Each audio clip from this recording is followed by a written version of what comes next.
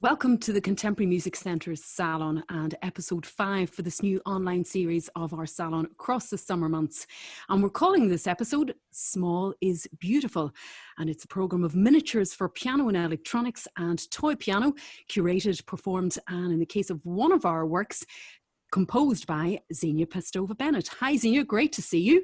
And along with Xenia and her unique insights as a specialist performer of contemporary music, we will discuss the works which she has chosen with the composers Jane O'Leary, Deirdre McKay, Fergal Dowling and Ed Bennett. And you're all warmly welcome joining us live for this episode of the CMC Salon.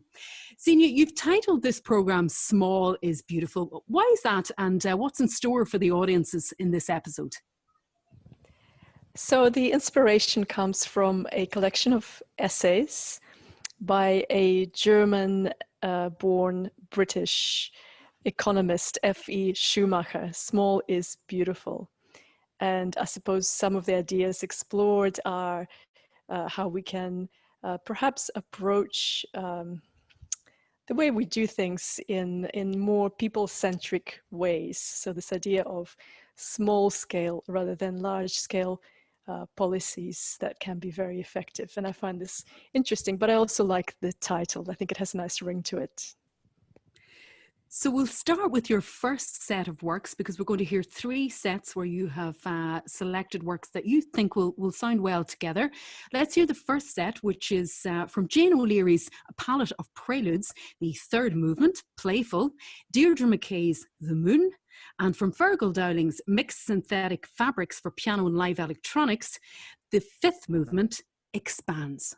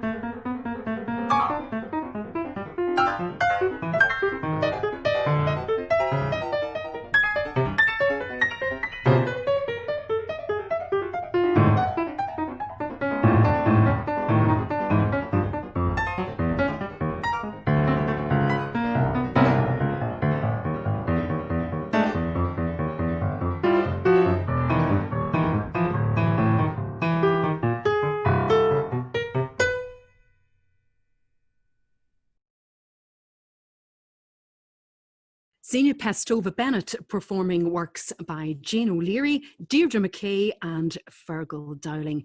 And we'll hear from the composers in just a second. Xenia, why do you think these three works sit well together? First of all, I should probably preempt this by saying thank you so much for inviting me. It's a real pleasure to be here. And you can see my other half, Ed Bennett, is sitting next to me. So in case anyone's wondering, we do live in the same household. So that's why we are in the same place. The idea was to present these wonderful pieces by composers whose music I really love. And because it's a short program, I couldn't feature full sets. So I selected, in some cases, just a movement from a set of works. And I tried to think of ways to present them together. So there isn't really a direct connection, but there are certain energetic signatures that the pieces have. And so I tried to think of ways I could present them together in mini sets, kind of newly created mini sets. And I suppose just the work that we've finished that set with, your work, Fergal. Xenia, you play a lot with electronics. What's the attraction there? That's a great question. As we know, the concert grand piano kind of stopped evolving a while ago, probably with the invention of the middle pedal. And Jane O'Leary, incidentally, uses the middle pedal a lot in her works to create wonderful resonant effects. But composers and performers continue to search for ways to expand and explore the different colors that the instrument can produce. And working with electronics is one way of doing that. And it provides us with wonderful opportunities to continue searching for new sound worlds. Yeah, absolutely. And, you know, when I heard your recording, Xenia, I was struck actually, Fergal, because I kind of expected maybe the electronics to be a little bit more kind of front and center, but they're very subtle in this work. Perhaps that it might appear like that. This is one, as you mentioned, one of 5 very short pieces from a series called Mixed Synthetic Fabrics. And the main focus of this group of pieces was really about the relationship between the piano and the live part, between the piano and the live electronic part. That's probably true for a lot of mixed music that involves a live instrument and a live electronic part, or even a fixed media part. But here, the relationship really was the special focus for me. So it's not so much that that one is to the forefront. It's about the space between them. And in the whole group of pieces, they're unified by this principle of score following. So the computer is following Xenia's performance in real time and making decisions on the fly. So there's a very close coupled relationship at any moment. And of course, I was looking at the score, Fergal, and you know, you've plotted out the max patch and the different arrangements for the loudspeakers. So we are having a different, more intimate performance in the Salon, because if we were listening to this live in a venue with Xenia and the electronics, there would be loudspeakers placed at different points around the audience. Is that right? That would be the normal or the preferred way of performing the work, but it can be performed like this as well, or in stereo in different formats. It's quite flexible in that regard. But spatialization is also something that's very important in my works. And here I mentioned this idea of the relationship about what we can see is the real performance, and what we can hear is something added and something extra. But this kind of idea about, you know, the veracity of the performance and the fakeness of the electronic part is also a concern, but perhaps more generally the concern is about one of being present. So it was really designed as something that you would witness, that you could see Xenia's fingers on the piano and you could see what she's doing, and hear that some of what's happening is not actually emanating from underneath her fingers, that it's coming from somewhere else. So the spatialization and the relationship is about kind of creating and dealing with this relationship between the real and the not so real. I think that certainly does come across in the recording that we've heard. Deirdre, can I move to you and your work, The Moon? You originally wrote this for harp, for concert harp, and Cliona Doris has recorded it as well on one of her recordings. You know, the music is very much quintessentially Deirdre McKay, I would say, this real delicate beauty that completely draws you in. But it came very much out of an artistic partnership. Can you tell us about the painting that inspired it, and maybe the haiku that inspired both the painting and the work? Yeah, sure. Jean Duncan was a visual artist who's sadly passed away, but we'd become really good friends, and she had created a whole exhibition of work based on a really old piece I wrote. I nearly had a heart attack when she showed me all the work. And then she said after that, she found it quite stimulating. She said, why don't we like create something from fresh together? You know, so it was like instead of it being something she was reacting to, that we were both creating together from the beginning. So yeah, I love working with her, and I absolutely love her artwork. So, and I find kind of working with visual art is really, really, really invigorating. You know, sort of it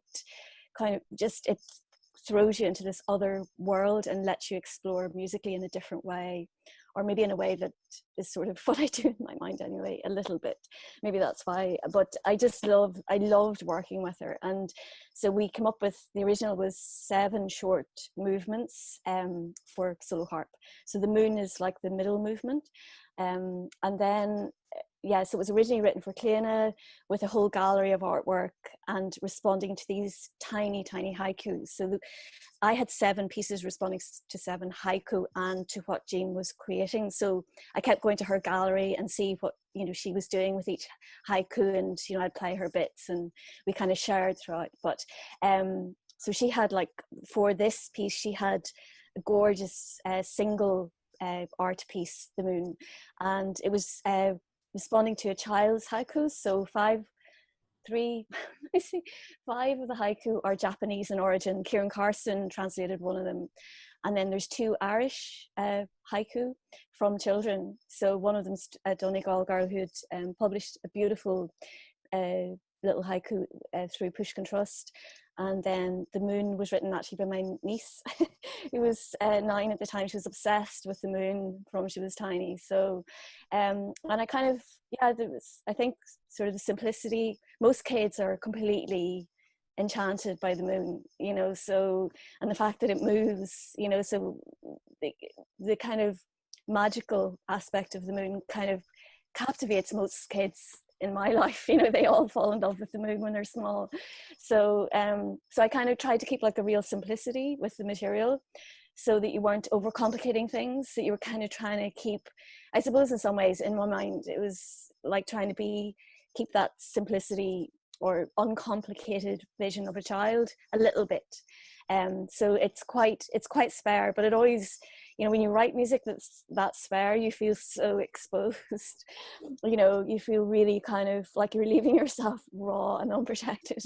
But, you know, it's, I kind of like to try with, you know, but I think The Moon was, that it was on the edge of being very, very spare, but yes. And then it may look spare in, you know, this beautiful handwritten score of yours as well. Lovely to see. I was back in the era before I did much. And then, you know, some notes at the bottom of the score as well about the pedal, and we'll come to the pedal in a minute as well. With Jane, the haiku is really beautiful. By your niece, moving across the sky with invisible wings, floating all alone. It's really beautiful and really fitting.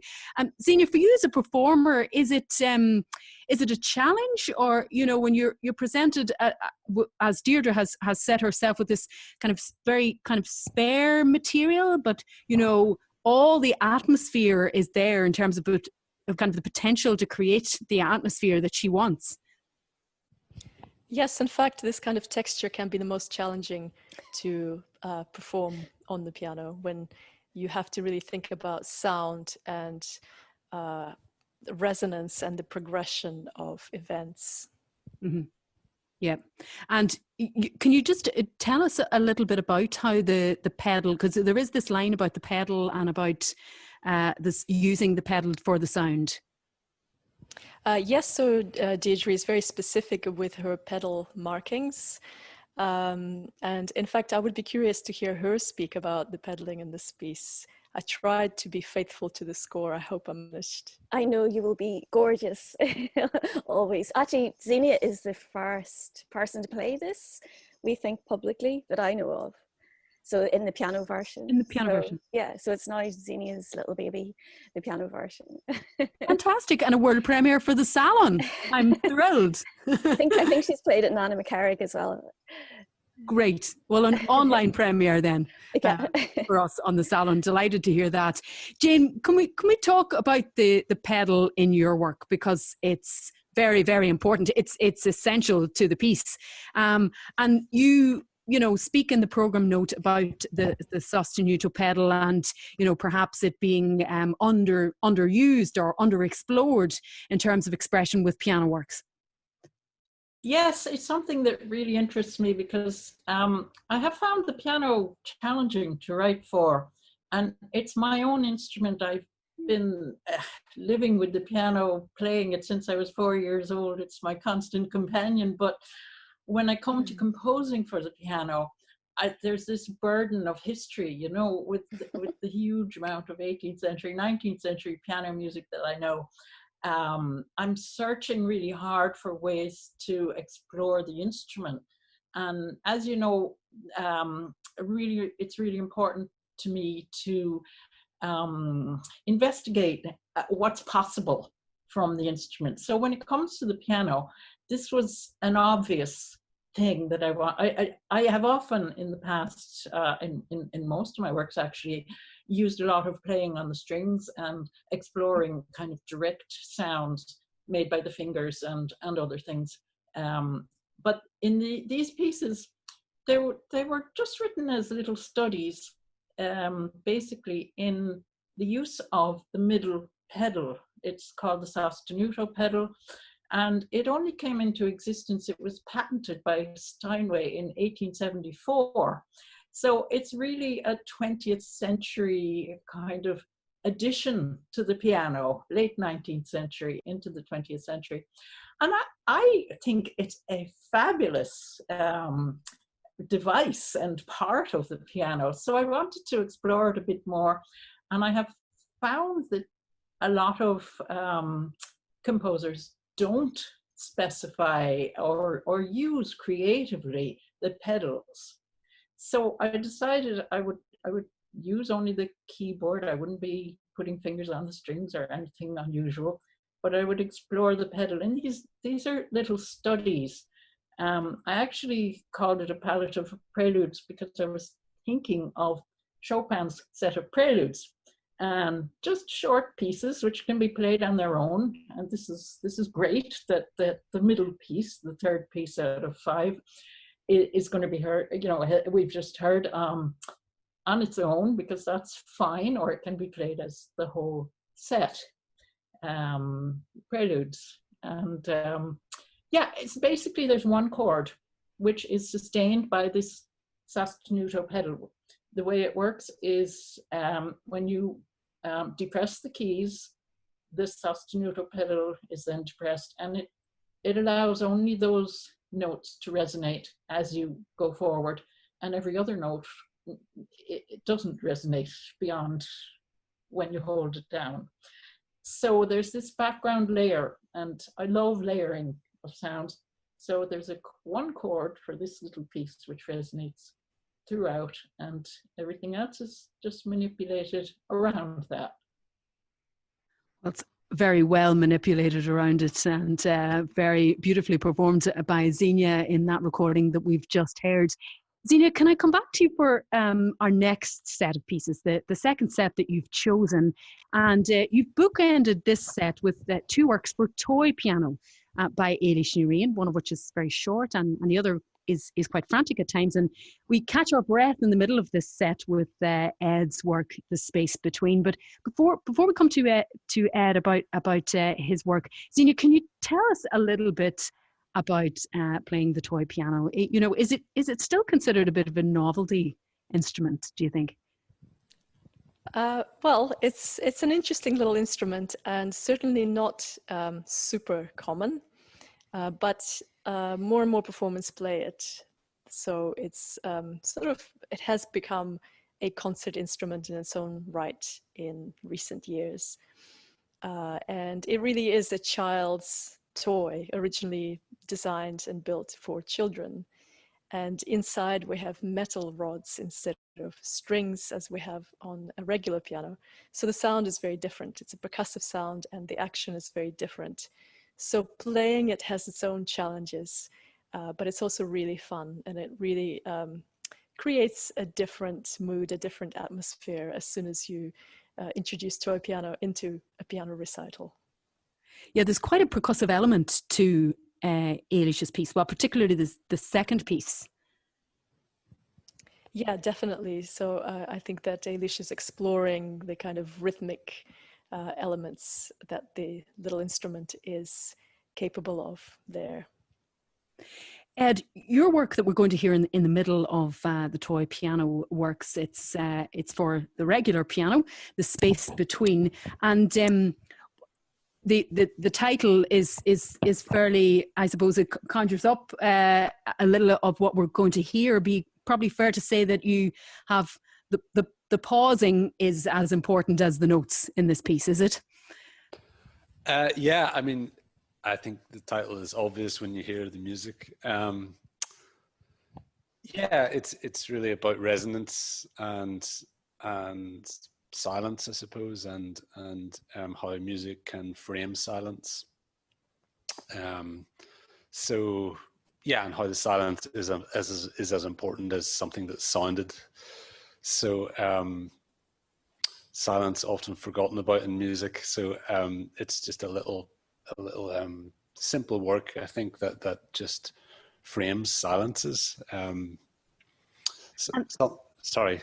Yeah, and the silences kind of extend as we go through the piece, and is that right? And I was interested. Well, that's how certainly I felt when I listened to it, and this effect, I think, kind of slowed down, but ironically, it also kind of creates this sense of urgency to hear this beautiful melody come back again from the silence. Yeah, possibly. I just kind of. I just wanted something that just kind of sat there, and it wasn't really going anywhere.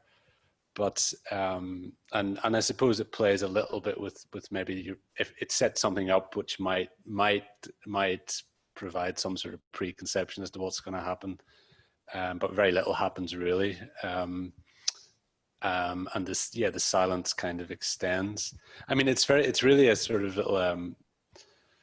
As with the other piece Xenia will play, it's really a little occasional piece, and sometimes when I am working on something, maybe a more substantial work, that's something that I might be writing over 6 months or a year, some very sort of labor-intensive work, I would write little pieces like this as a kind of relief and as a way to sort of do something quickly. And just capture a moment or a creative moment rather than constantly the kind of burden of the big piece, which you're always kind of lost in, So that's kind of what it is. And in a sense, the title is also that, as opposed to what's actually literally happening in the music. Mm-hmm. And both of these works were written for Xenia, is that right? The Space Between and Spirals. Yeah, I mean, you probably guessed from our names, we have a close relationship. So yeah, I've written quite a lot of music for Xenia, some larger pieces, and these smaller pieces, I have the advantage where she'll try them out for me. Andy. Yes, my piano playing is much more limited, so that's a nice thing to have on hand. A nice thing to have on hand. Yeah. That's the quote of the week. Yeah. Thanks, Ed. Well, before we hear the space between and catch our breath with that beautiful piece. We'll hear the first work by Ailis and Riain, Anomaly, and that's on the toy piano. Ed Bennett's The Space Between, and then Ailis and Riain's Soberado. And Ailis says of Soberado is a short piece for solo toy piano, and it was commissioned and premiered by Xenia in 2017, and composed on a residency at the Irish Cultural Centre in Paris on the CMC residency. It's a play on the word desperado, which itself is a pseudo-Spanish version of desperate. And Ailis says, I was approaching my 6th year of sobriety and wanted to acknowledge what I saw as the two primary facets of sobriety, the lightness of freedom versus the suffocation of obsessive restriction. The piece is in 3 sections. The first is a jaunty canon, the second an obsessive repetitive focus on bare dissonance, and the third are both ideas played simultaneously. And that will end this second set from Xenia Pestova Bennett.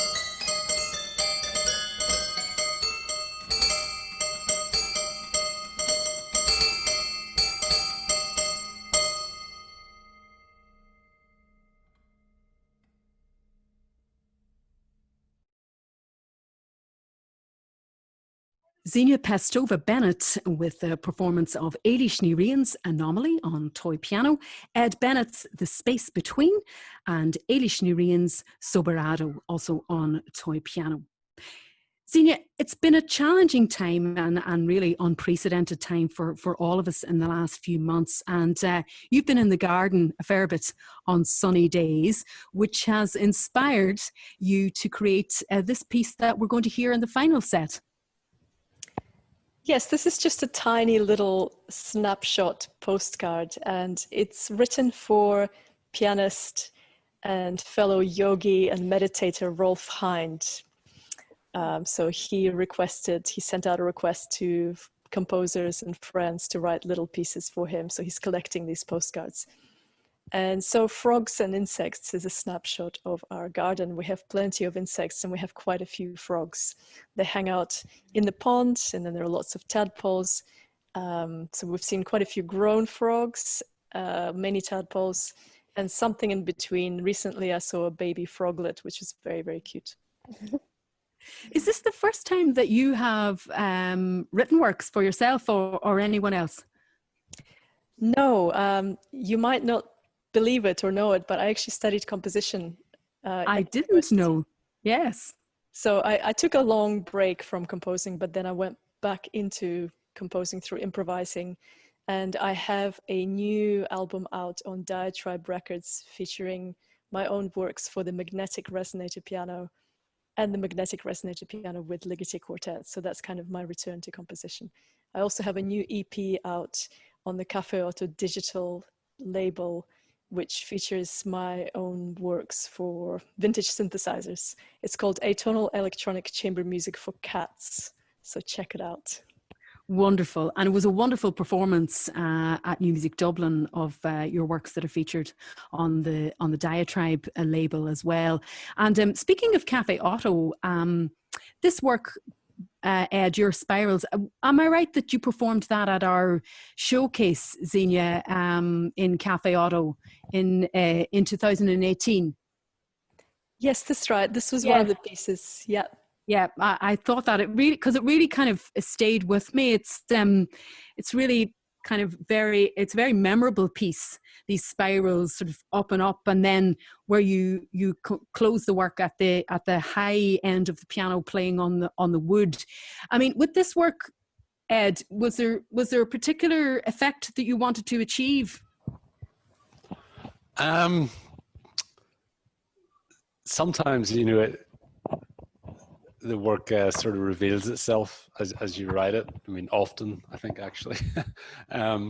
So, I mean, probably like a lot of things I write, there's quite a focus on a limited amount of material, I think, and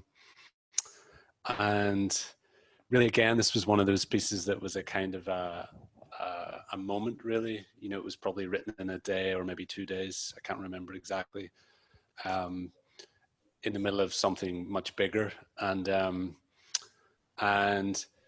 a lot of work I've written in the last lot of years certainly has patterns within it, and ideas about looping, and I've sort of been looking at lots of different ways to use loops and irregular loops and layering those things, and so that is in this work, and yeah, probably. I mean, Deirdre mentioned earlier about how visual arts she's very interested in that, and how that energizes her own work, and I think that comes into aspect to my work and the idea of patterns, and maybe the work of Bridget Riley or someone like that, where you kind of see an image that appears to sort of have a oneness to it. There's one thing you're looking at, but as you keep looking at it, it keeps changing and shifting, sort of, so it's like it's alive almost, and there's a movement within it, I suppose. So I think that's really what's happening in this piece. It's kind of it's essentially the same thing, but it starts to take off in its own direction, and but never fully moves away from itself either. Yeah. I think the atmosphere is really well created by you, Xenia, in all the works that we have featured on the Salon this evening. And I suppose, it is difficult to create that performance atmosphere, not having the audience in the room, is it? Yeah, it's a different experience altogether, isn't it? I mean, we know that when we have music that is live, that is happening in the moment, the audience are part of the performance. The audience are also responsible for the performance in the kind of energy they project and feed into the music and the experience. So it is very, very different, for sure. But I think it's wonderful that you started this initiative. I think it's a fantastic way to reach out and still share music with people.